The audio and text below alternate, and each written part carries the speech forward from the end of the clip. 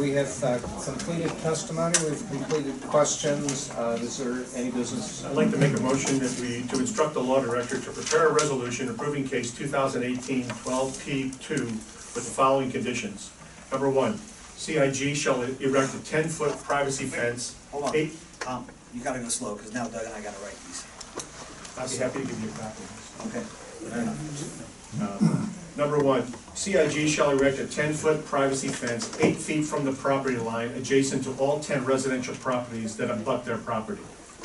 Number 2, C.I.G. must provide plantings on both sides of the 10-foot privacy fence on their property and will be responsible for maintaining the maintenance of those trees. Any tree that dies must be replaced with like trees. And I think, let me rephrase it because I think I missed. Any tree that dies within 4 years must be replaced with like trees. Evergreens must be a minimum of 15 feet and deciduous trees must be a minimum of 2.5-inch caliber. Number 3, C.I.G. will plant a minimum of 178 additional trees on site. Number 4, C.I.G. will fertilize all of the 2.5 caliber trees they planted on site twice per year for the first 2 years after planting. Number 5, segments of the apartment building that are contiguous with Frolic and Dunedin properties shall not exceed 3 stories in height. Number 6, all units from northwest side of apartment building must be removed from the original plan. Number 7, the total number of apartments in the complex shall not exceed 248 units.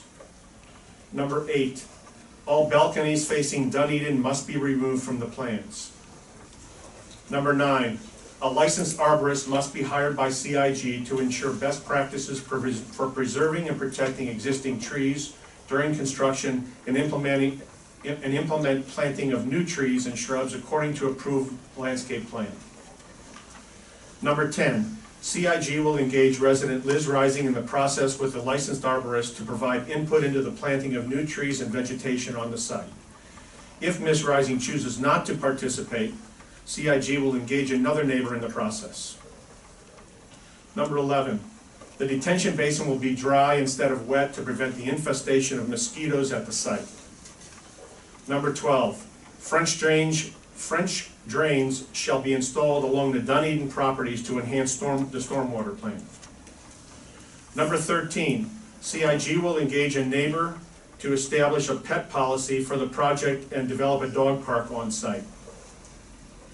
Number 14, C.I.G. will contribute $25,000 to Sycamore Township to perform traffic calming measures in Holiday Acres neighborhood. Number 15. You probably can't do that. I'm just saying. Well, I'm going to do it anyway. Okay. Typical.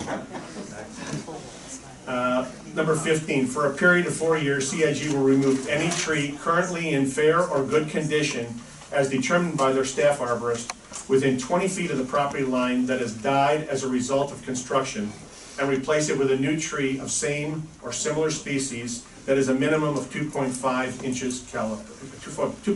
caliber. Number 16, C.I.G. will work cooperatively with former apartment building owners to establish a memorial for those who have built the existing apartment buildings. Number 17, that was at the request of Ms. Biding as well.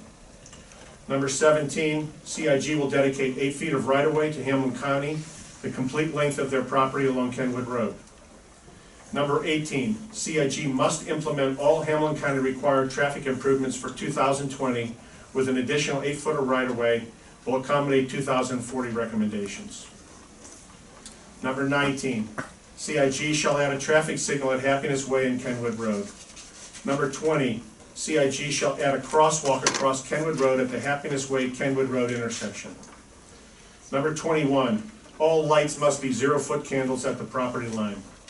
Number 22, C.I.G. shall enter an agreement with the 10 contiguous residents to purchase any single-family home within 3 years at the value established for the home on January 1st, 2019.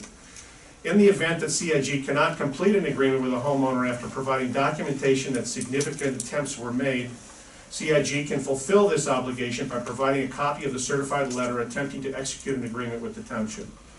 Doug, I know you don't really like that one either. I'm not suggesting, just for the record, I'm not suggesting that the township will interfere in that. All I want to know is that the agreement has been made between the developer and the property owners. If for some reason the developer doesn't perform, then the property owner can provide civil action, or can engage civil action against the developer if they choose to do so. But I'm not asking for us to be in the middle of it. All I'm asking is that those agreements be put together. Number 23, excuse me. Let me take off 23. Number 23, applicant agrees that there will be no construction traffic of any kind on Frolic Drive or the stub of Happiness Way. The township will post signs at the entrance of Holiday Acres subdivision prohibiting construction traffic of any kind. The township will also post that no construction parking signs along Frolic Drive and Happiness Way, and any violators will be towed away and their vehicles impounded. Number 24. All ground-mounted signs shall be compliant with zoning resolution. Directional signs are permitted per zoning resolution. Building signs shall be compliant with zoning resolution, but no building signs can face the west towards the residents' homes. Number 25, there should be no exterior work done on the construction site outside the hours of 7 a.m. to 9 p.m. Number 26, all mechanicals must be screened both visually and acoustically. The determination for compliance will be made from 100 feet outside the property line. Township staff will monitor sound levels both before, during, and after construction using a sound pressure level meter to determine decibel levels. Should the test indicate decibel levels in excess of those allowed under the zoning resolution, more than 5 times in any 6-month period, then new sound attenuation techniques will be required for all mechanical units. Number 27, the approval of any certificate of occupancy for the development is contingent upon the successful creation of a joint economic development district pursuant to section 715.70 of the Ohio Revised Code, in order to facilitate economic development, to create and preserve jobs and employment opportunities, and to improve the economic welfare of the people of Sycamore Township. The applicant agrees to support and cooperate in this district creation. That motion I will second for purposes of discussion. Comments? I will have mine. First of all, a lot of this has been bordering on the personal rather than the objective, which is we're voting on a plan, we're not voting on people, we're voting on a plan. And so I'm trying to look at it from an objective standpoint and try to deal with facts rather than emotions. The reality of it is that something is going to be built on this property. Maintaining the status quo is not an option. There's an old phrase that says the perfect is the enemy of the good. And I think in some cases here we may be in that territory. There's not going to be a plan that's going to be perfect for everybody. Our only hope is that whatever plan we do approve is as good as we can make it. In my opinion, the applicant has made a sincere, good faith effort to make modifications and changes to this proposal to try and satisfy as much of the residents' concerns as possible without infringing upon their legal right to develop their property. And 20-something conditions tells me that that the motion that is before us is a good faith effort on the part of our board to try to protect the residents' interests as best we can. There is no doubt that the revenues in this will benefit the township, they will benefit the school district. It is definitely an increase and a value added to our township. businesses, especially the ones in the district, I think will benefit from this, from a complex like this. We have, for good or ill, we have a reputation in Sycamore Township as being a very business-friendly environment, and an environment where economic development is encouraged and promoted and celebrated. My fear is that if we start saying no to development, we will lose that reputation, and we will end up being bypassed, businesses will start to go elsewhere. And we have an economic model in Sycamore Township where we have the lowest county property taxes in Hamilton County, and part of the reason is because we have a very thriving business district that helps to prevent the need for adding property tax levies to keep our business and keep our services as strong as they are. We know that the traffic is going to be an issue. It's going to be an issue if we don't do anything. Traffic is an ongoing issue. I think we finally have the attention of ODOT in Hamilton County to know that something will need to be done. And I think it'll be imperative on us to try and be proactive and take the lead in getting the county and ODOT working together with us to come up with a long-term solution to a traffic problem that is not just the result of this project. It would have happened anyway and is going to continue to happen. And finally, I would say that, you know, as I said, no plan is perfect. Both of the plans that have been presented to us have flaws, but I am 100% convinced that that Plan B is not a good option for the residents. It's not a good option for the township. It's not a good option for the developer. I don't think it has too many flaws in it. We complain about traffic, and yet Plan B will generate 50% more traffic than Plan A. We complain about infringing on the neighborhood. Plan B will be much closer to the residents' houses than Plan A. And there is no obligation from the applicant to have a jet in there. So there's a very good possibility we'd lose out on some revenue there. For all those reasons, I think that the motion that has been presented is a good one, and I will support it. And I would also suggest that maybe we add a 28th condition, and that is that the applicant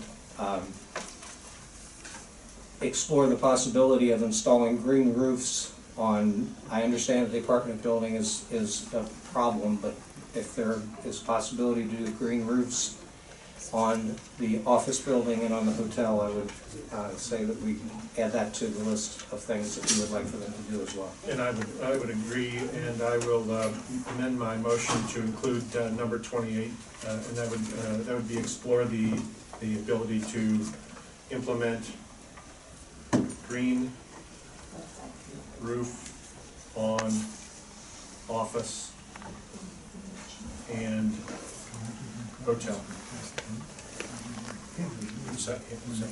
Yeah. Okay, I will second the addition. Any additional comments? Are there other comments? Discussion before we vote? When you vote, I can give you my reasons for my vote at that time. Is that correct? You can, but Or would you rather? I would rather you give them now. Okay, let me give you my reasons for my vote. This has been a long, I wrote this thing out, and believe me, I spent hours and hours going over this and losing sleep. This has been a long, and we all have. I want to thank Capital Investments, Greg Fasaro, David, Christian, John, Fran Barrett. Thank you, Tim Mara, Jack Bloom, Sycamore, especially Sycamore Township residents for the work, time, passion that you put into presenting your cases. The trustees work and vote in the best interest of Sycamore Township residents. It's an important part of leadership and good government, but there must be a balance, residents, business, and development. This vote, I believe, will be the most important for any trustee in the recent history of Sycamore Township. And My statement isn't an exaggeration. We must make a critical decision and plan for the future of our township. This isn't about taking care of an isolated problem of air conditioning a school. We have to find another creative way to make that happen. The letter the Deer Park Sycamore Township residents received, paid for by Capital to support and endorse the proposal, is dependent on a contract the school board signed, which is full of a lot of ifs. A number of residents were offended by this action. We'll give you $1.2 million for the school's air conditioner. This was not a philanthropic gesture, but an advance on tax money they are obligated to pay. This action by Capital, as we have witnessed in past meetings in this room, was very divisive for our community and may have long-term repercussions. In Capital's concluding remarks that I received from them, they said, and they're here tonight, there are 286 voters so far in the Deer Park School District who have endorsed this project, and many more that will carry their voice to the polls in the future. Let me reiterate, we have to find another way to get Deer Park High School air conditioning, and I promise you we will. This isn't about finding parking spaces for 350 cars of Jewish hospital employees. The hospital knew the parking constraints which faced them when they spent millions on remodeling. That problem should have been addressed by my predecessors years ago when expansion was granted. C.I.G. isn't giving them parking, they're actually paying for it. I also question, as some residents did at Jewish Hospital, was so excited about this project, why didn't we hear from even one representative from Jewish Hospital to come to us and support this development? We heard how dangerous it is for hospital employees to cross the street, and then we heard how convenient it will be for the apartment residents to cross the street and visit the mall. Capital made it clear that if we didn't accept their proposal, Capital can do an alternative. They stated that as of right, they could build 350,000 square feet of office on their site. This was presented in what I considered and said was a threat. Plan A, it has a 40-plus foot setback, but Plan B will be 20 feet from your property. This would only require building permits, as we've discussed, no zoning or trustee votes. If you don't accept Plan A, 40 feet from your house, I'm going to put up a 4-story building 20 feet next to your house. When they submitted Plan A, that figure was $370,000. I want to just say that we get $375,000 from one building on Montgomery Road, Redstone. Redstone gives us around $375,000. The money that Mr. Bickford showed us on Plan B was $540,000 to $772,000. Could literally double the amount of money on that. But our administrator said that we can do this because with Plan A, they can do this, giving us the JED because they're asking for variances in their development. So it's a trade. We give you the variances and you give us the JED, and that gives us an earning tax on the workers and corporations in the district. I just hope that the variances are locked in and that we don't see an addition, and then an addition. Greg Fusaro has refused to add the JED, as you heard on Plan B. I believe you didn't act in good faith when you presented Plan B. It is a bluff. It's a bluff. You have no intention, you had no intention of developing this. You made it as undesirable as possible. The underground parking garage, we've already discussed that money. You could probably pay for it with that kind of money, but that cost would be a bad business decision. I don't know why you presented this, except maybe to take the attention away from the magnitude of Plan A. The residents have been open to a reasonable proposal that is less dense and has more green space. There is no question almost every inch of natural greenery will be destroyed. You're gambling that no one would want Plan B. The last meeting, I asked Greg Fusaro why he paid 3 to 4 times the value for his property. He responded, we saw the action and we wanted in on it. Well, with action, there is risk. And a quick history lesson, Capital went before the Regional Planning Commission in May. Harry Holbert, our zoning director, left because he had to feed his car meter and didn't return. Capital then withdrew their formal request, but the documentation that I had, the recommendation was denial, and part of that was the required right-of-way along Kenwood Road. July 9th, the zoning commission, same story, denied, and again, the right-of-way on Kenwood Road. Ted Hubbard, October 19th, a letter, yep, okay, we're gonna do this, but you need to have the right-of-way dedication. And then all of a sudden, Greg Bickford found you don't need to have a right-of-way because this is not a zone change. But it is, it's still subject to the Board of Trustees. We could deny this and request the right-of-way dedication. This has come up from day one, over and over again, the right-of-way dedication. This is valuable land we're talking about, we may need it in the future. Capital has to be part of the solution to the traffic problems, both present and future. I'm sure Capital believes in this project, but mixed use doesn't have to include everything that you have. Please make it less massive.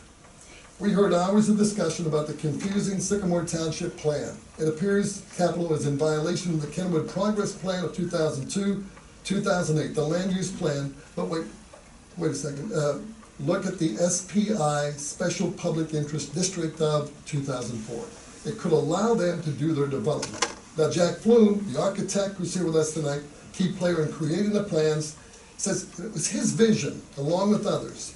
This is how it will work. They had no idea that their plan, their vision would be hijacked, abused in this manner. In an earlier meeting, Jack clearly showed how this development violated 10 standards for PUD, the planned unit development. Failed miserably. Size, physical features of project, adequate protection of surrounding property, that was number 6. He also showed where it failed to meet the obligations of the SPI district, special public interest, the overlay district. It didn't meet required mixed use requirements. The intent was mixed use, low intensity, 1- and 2-story structures compatible with the neighborhood. That was their intention when they created the plans. It was to be transitional and blend into the neighborhood. The 2002 plan hasn't been updated in 16 years. I blame our administration, the trustees who served before me for this obvious oversight. Sycamore Township is negligent.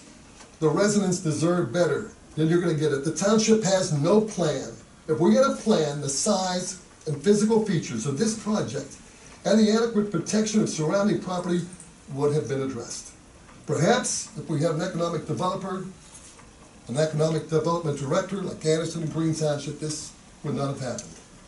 We are vulnerable. We have to be cognizant of this project. This corridor isn't invincible. We must protect the corridor and our crown jewel, the Kenwood Mall. We must think about the consequences. There's one word, massive. Massive. At our first meeting, you heard a number of people speak in favor of Capital's development.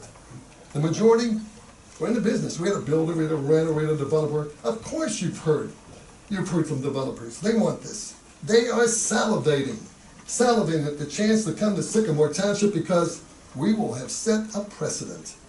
There are a number of projects that are real. They're going to happen, including our own Taco Bell site on Montgomery Road. But understand this, once this is approved, at this massive size, we set a precedent. There are a number of lawyers here tonight, Tom James Zerd, Doug Miller. Hey, if you don't allow me to do this, you trustees don't allow me to do this over here on this property, well, you know what's going to happen. We'll go to court. It's simply too large, too intense, and too massive. The Capital Investment Group gave me in written form this. Your charge is, if property is included in this overlay, then it is expected that high density is anticipated because of the permitted uses. It is your fiduciary responsibility as a trustee to adhere to the statutes and provisions that govern the operation of the township. Strong, it's really strong. I mean, I wrestled with that. But last year when I was elected trustee, I was the highest vote getter. I ran on transparency and common sense. My common sense tells me, because of the massive density of this development, you've created the problems. We've heard the term, this is mixed use, transitional, so that it blends into the neighborhood. In no way is this compatible with that neighborhood. For the benefit of my fellow trustees, because the site is within the Special Public Interest Overlay District, Sycamore Township may, and I'm right from the book, but it is not obligated, we may, but it is not obligated to vary the use of regulations in order to accommodate unified development and to promote the purposes of specific planned districts, compliance with those zoning regulations. In other words, it's up to the three of us, the trustees, to determine whether approval of the development is appropriate at the particular location and in the particular manner proposed. As trustees, Tom, Denny, and I can exercise our authority to develop this. Trustees, the residents, trustees, trust. They trust us. We have an obligation. You've heard the letters SPI over and over again. Capital's Development is in an SPI district, and that is why they can do this project. Does everyone know in this room what SPI stands for? Okay, it means special public interest. Special public interest. As I've reviewed this, hundreds and hundreds of pages of reports from everybody, both sides, I don't see special public interest. What I see being applied here is special private interest. Special private interest. During these meetings, I've asked for several things. Sycamore Township waived the right-of-way dedication on Kenwood Road. You gave us 8 feet. I asked Greg Fasaro. It would be a nice gesture if you volunteered to follow the dedication of the right-of-way for the full amount. Greg Fasaro said, no. I asked you to increase the setback on Plan B from 20 feet to 40 to 45 feet and be more neighbor-friendly. You said, no. I asked because this is such a massive development, incidentally with no personality, just concrete and more concrete. If you look at the aqua, and one resident said sterile looking, no style, no character. I asked Greg to eliminate the hotel. In its place, give us more green space, breathing room. You said, no. During this journey along the way, information to support the developers showed up suddenly. The JED not applicable to Plan B, the right-of-way on Kenwood Road. Don't have to abide by this, it's not a zone change. Greg Fasaro, you are so sure of yourself. In all these months, you have not changed your plans in any significant way. Am I missing something? I mean, I'm a new trustee. And I know I'm the outside guy. What am I missing? As a trustee, it is imperative that we cast the right vote. We have to protect Sycamore Township. For those reasons, I'm saying no to this. And in fairness to Sycamore Township, the residents, in fairness to the capital, the investment group, let me add this. It only takes 2 of the 3 of us to vote yes to approve this tonight. But please hear me. Please hear me. I will not change my mind going forward with this plan. And make this very, very clear. When it is time to approve the TIF, the tax increment financing for this project, I believe you were looking for somewhere in the neighborhood of $6 million or whatever that number is, my vote will still be no. No. Also, let me add this. I understand Capital was looking to receive money from the Port Authority, maybe $11 to $12 million. According to the Ohio Revised Code 5709-73, 5709-74 of the Ohio TIF legislation, if the port is the issuer of the bonds, trustees must unanimously agree. Part B and C, a board of trustees by unanimous vote may adopt the resolution. I repeat, my vote on this will also be no. So thank you.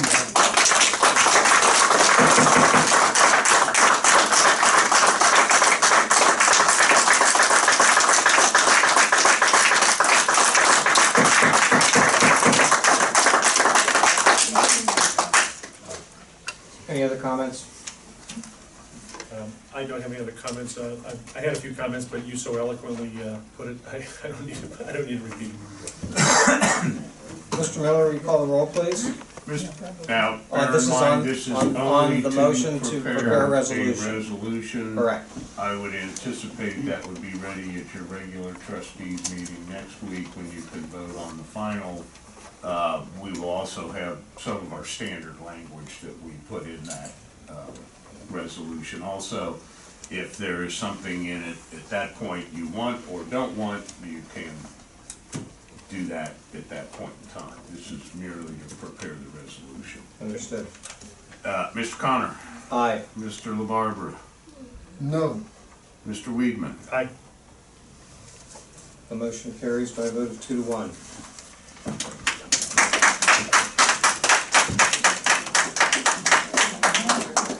like to make a motion to adjourn. Before you I'm sorry.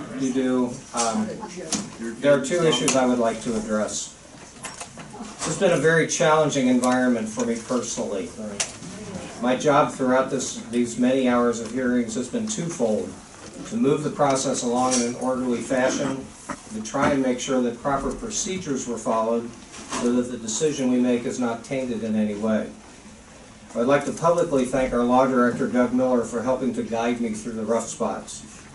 I'm certain that I didn't do a perfect job, but I'm just as certain that I've tried my best to be fair to everyone. At one point, I was embarrassed publicly from this dais for doing what I thought was my job and thought I was doing the right thing, and the audience responded with applause. Well, I don't apologize for anything that I have done, and I know that my intentions were always in the right place, even if some did not agree with the decisions that I made. Finally, I've certainly noticed the t-shirts that were on display throughout the hearing process.